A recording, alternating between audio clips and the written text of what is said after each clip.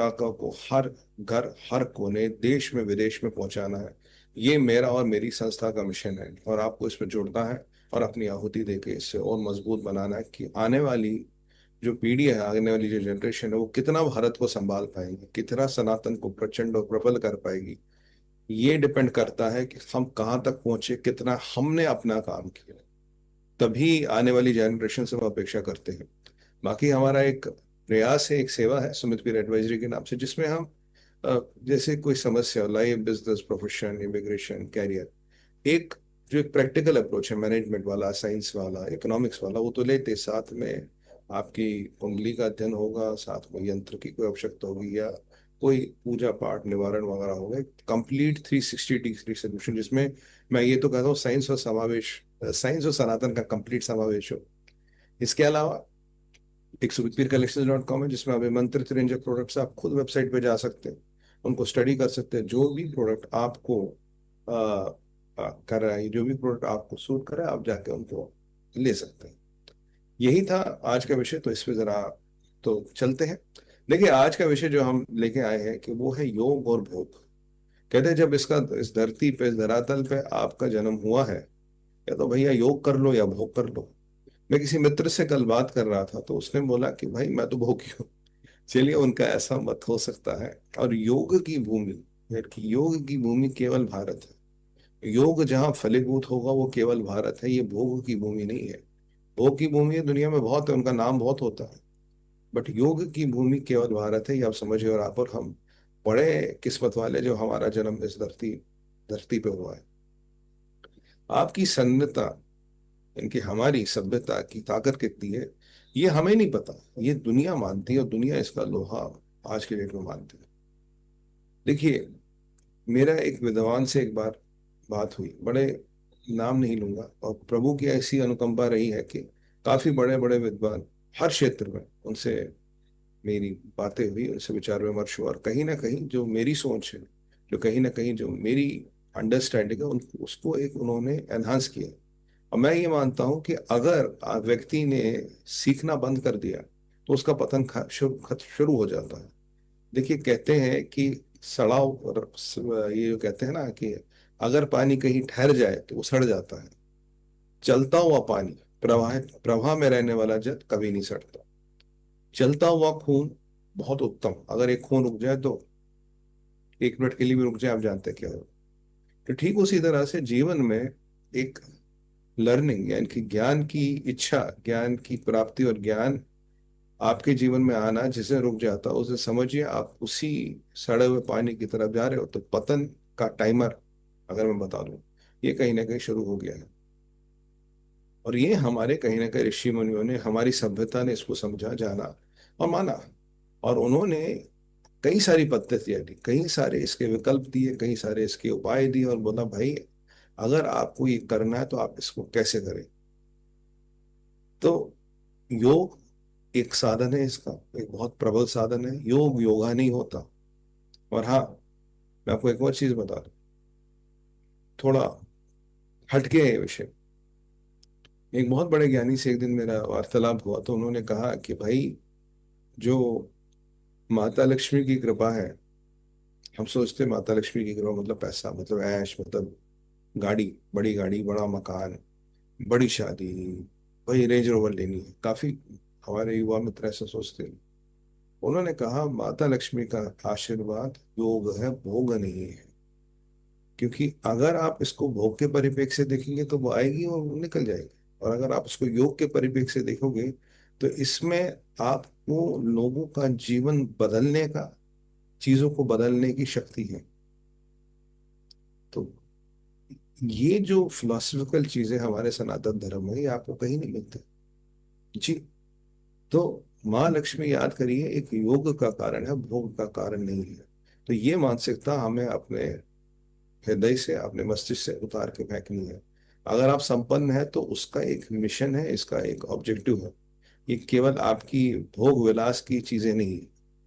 तो ये जरा हमें समझना चाहिए। पाश्चात्य सभ्यता का जो आज पतन हो रहा है, जो उनकी परिस्थिति आप देख रहे हो, उसका एक कारण यही है कि वो सोचते हैं हर चीज हमारे भोग विलास के लिए बनी है। साहब, हम तो ऐश करने के लिए पैदा हुए हैं। मुझे अफ्रीका में बच्चे को खाना नहीं मिल रहा, कोई बात नहीं, ठीक है, नहीं मिले, हमें तो मिल रहा है ना। तो आते हैं अपने विषय पे, यानी कि योग। योग जो है ये एक मन, आत्मा और शरीर जब ये परमात्मा से मिले, इसे योग कहा गया है। ये केवल कुछ आसन नहीं है, ये केवल कुछ चीजें नहीं, ये वो आसन वगैरह उसी का एक पार्ट है, एक छोटा सा पार्ट है। योग एक स्टेट ऑफ माइंड है, एक प्रक्रिया है, एक प्रोसेस है, जिससे आपसे आप तन, मन और आत्मा को परमात्मा से जाके मिला सकते हो। ये योग है। और अगर मैं इसका पतंजलि की बात करूं, महर्षि पतंजलि ने जिन्होंने योग सूत्र दिए थे, ये 2nd सेंचुरी बीसी की बात है। तो वैसे तो कई तरह का योग होता है, इन्होंने इसको कहा चित्त निरोधा। इनके दिमाग को, इनके हमारे ब्रेन को संयमित करने वाला प्रोसेस, हमारे देव दिमाग को संयमित करने वाली एक प्रक्रिया। क्योंकि देखिए सारा यहाँ से कंट्रोल होता है। ये खुद महर्षि पतंजलि ने जब 2nd सेंचुरी में पतंजलि योग सूत्र लिखा, उसमें वो कहते हैं, मतलब 2nd सेंचुरी बीसी में हमें ये पता था कि योग का मेन उद्देश्य क्या है। It's not a physical exercise. ये कोई फिजिकल एक्सरसाइज नहीं है जो काफी लोगों ने इसे बना दिया है। और अब योग दुनिया की हर कंट्री में गया है, दुनिया की हर जगह गया है। ये कहीं एक जीवन को जीने का, जीवन को कंट्रोल करने का एक बहुत पावरफुल मीडिया है। 90% लोगों को समाज में, देशों विदेशों में ये भ्रांति है कि भाई ये एक एक्सरसाइज है। काफी लोग कहते हैं नहीं नहीं, आप जॉगिंग ना करें, आप ट्रेडमिल ना करें, आप योगा करें। भाई वो योगा है, मैं योग की बात कर रहा हूँ। वो योगा है, मैं योग की बात कर रहा हूँ। सब फर्क है दोनों में।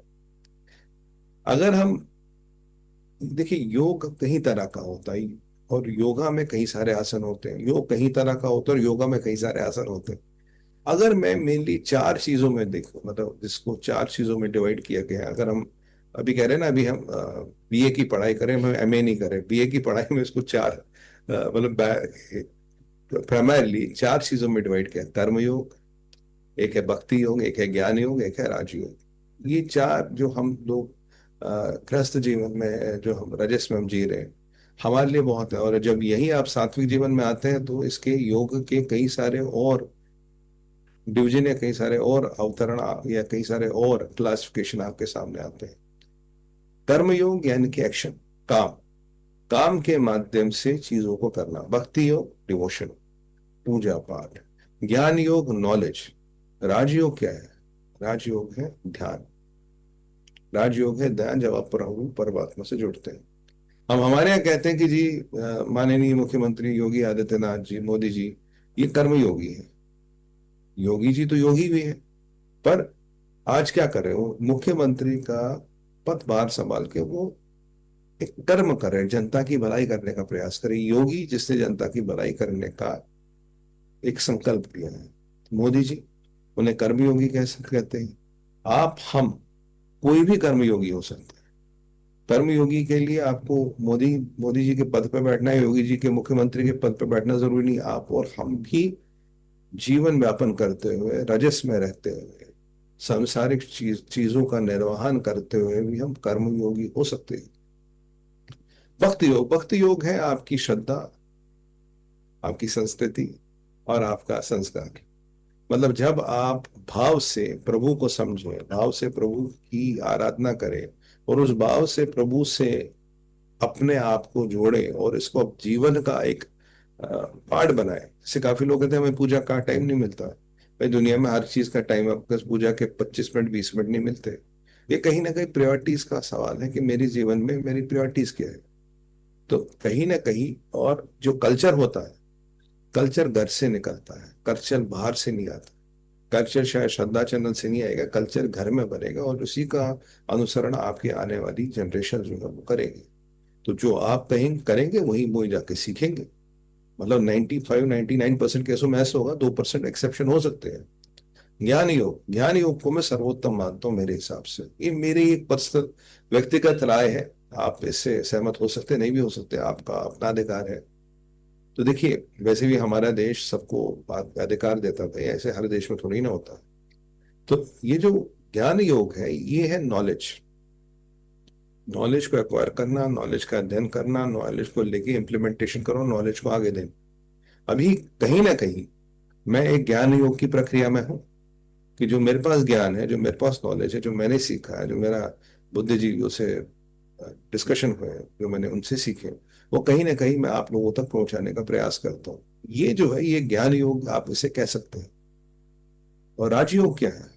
राजयोग राज नहीं है, राजयोग कोई ऐश्वर्य नहीं है, राजयोग है क्या? मेडिटेशन। जब आपका आज्ञा चक्र, आपका सहस्त्रहार एक्टिवेट हो जाए, जब आप उसको फील करें, उसकी ऊर्जा को फील करें, तो समझिए आप एक ध्यान के एक ऊंचे पायाम पे आप पहुंच चुके हैं। तो ये ऊंचा पायाम, ये ऊंची जो एक लेवल है, इसे कहते हैं राजयोग। और ये राजयोग नॉर्मल व्यक्ति, जो जो गृहस्थ व्यक्ति है, हर कोई कर सकता है। गृहिणी कर सकती है, बच्चे कर सकते हैं, हर कोई कर सकता है, और अपनी जीवन में एक सकारात्मक ऊर्जा लाने का प्रयास कर सकता है। इसीलिए कहता हूँ, कभी भी कोई समस्या हो, दिक्कत हो, परेशानी हो, सुमितवीर एडवाइजरी के माध्यम से जुड़िए जाए। 360 डिग्री सोल्यूशन मिलता है। केवल ये मैनेजमेंट वाला चीज नहीं है, केवल आर्थिक चीजें नहीं है, पूरा। भाई मुझसे किसी से बात हुई, उन्होंने कहा जी मैं अपने बच्चे बच्चे से मैनेजमेंट कराना है। अच्छी बात है। तो मैंने अध्ययन किया, मैंने कहा जी इनके बृहस्पति इतने वीक है, मैनेजमेंट कराइएगा तो कंपनी भी पिटेगी और खुद भी परेशान होते रहेंगे। ये मैनेजमेंट के लिए नहीं बने। ठीक उसी तरह से कई सारी चीजें होती हैं। आप में इच्छा क्या है, प्रभु क्या चाहते हैं, कुंडली क्या कहती है, ग्रह क्या कहते हैं, नक्षत्र क्या कहते हैं, परिस्थिति किसके लिए अनुकूल है, परिस्थिति किसके लिए प्रतिकूल है। बाकी ये जो देश धर्म का मिशन है, आपको जुड़ना है इसमें। और अभिमंत्रित रेंज ऑफ प्रोडक्ट्स, sumitpircollections.com, ये अभिमंत्रण का मैंने खुद संकल्प लेके किया है। अभिमंत्रण की गारंटी मेरी है। चलिए अब आगे चलते हैं कि अब आगे इसके बारे में क्या है। ये जो हमने कहा कि महर्षि पतंजलि ने योग को एक मेंटल, जो कहते हैं ना, मेंटल स्थिति या मेंटल माइंड को कंट्रोल करने का एक सिस्टम बताया है, एक प्रक्रिया बताई है। क्या ये सत्य है? अगर मैं आपको बोलूं, अथर्ववेद में करीब करीब 3,000 साल पहले या उससे भी पहले इस योग की प्रक्रिया को रिकॉग्नाइज किया गया। अथर्ववेद में भी योग का मेंशन है। जी हाँ, अथर्ववेद में भी योग का मेंशन है, जो कई हजारों साल पहले हुआ। और अब अथर्ववेद से आए, दूसरी सेंचुरी से आए अथर्ववेद, अथर्ववेद से हम आए। आज हम बात करें, आज क्या कहते हैं। यूनेस्को, जो यूनेस्को का आपने नाम सुना होगा, एक ग्लोबल ऑर्गेनाइजेशन है। और 2016 में, इनके सिर्फ 8-9 साल पहले, माननीय प्रधानमंत्री मोदी जी जब आए तो उन्होंने काफी काम किया इस पे। बोला कि yoga is a intangible cultural heritage of the world. ये 2016 में उन्होंने कहा, इनके 9 साल पहले, कि जो योगा है, जो योग है या योगा, वो तो खैर योगा समझते हैं, योग उन्हें समझ लिया था। कह रहा योगा एक इंटेंजिबल, एक एक दुनिया की हेरिटेज है, दुनिया की धरोहर है। इनके सनातन ने जो दुनिया को गिफ्ट दिया उसमें से एक है योगा। ये खुद यूनेस्को कहता है। यूनेस्को ने कहा इनकी पूरी दुनिया में माननीय है। हार्वर्ड, हार्वर्ड यूनिवर्सिटी का नाम सुना होगा आपने। हार्वर्ड मेडिकल स्कूल जो योगा को कहता है कि ये एक बेस्ट होलिस्टिक लाइफस्टाइल है। यानी कि आप एक होलिस्टिक लाइफस्टाइल को, एक एक पॉजिटिव लाइफस्टाइल को मेंटेन करने के लिए योगा से अच्छा कोई विकल्प है नहीं। ठीक है जी।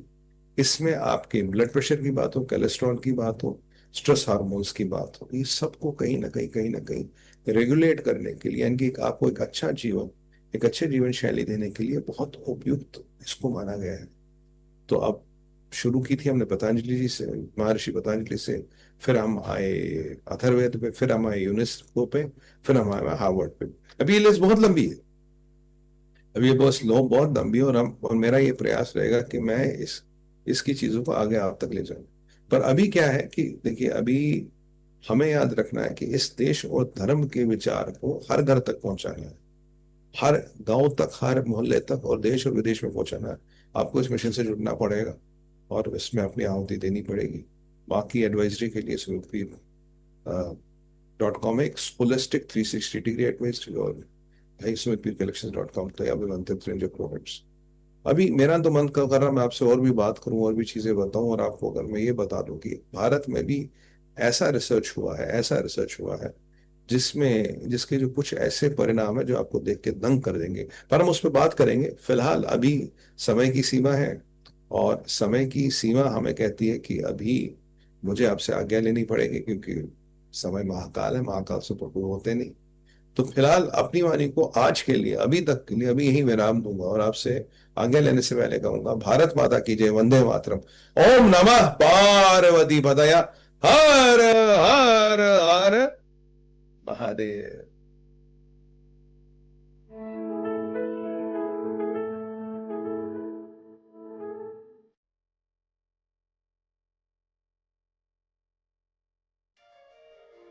हर हर महादेव। सनातन न कभी शुरू हुआ था और ना ही कभी खत्म होगा। इस धरती पे जन्म लेके मैंने सिर्फ एक संकल्प लिया है, अपनी संस्कृति को समझूं, श्रद्धा से जीऊं और सनातन की अग्नि को हर मानव तक पहुंचाऊं। मैं हूं सुमित पीर, और ये यात्रा है संस्कृति, श्रद्धा और सनातन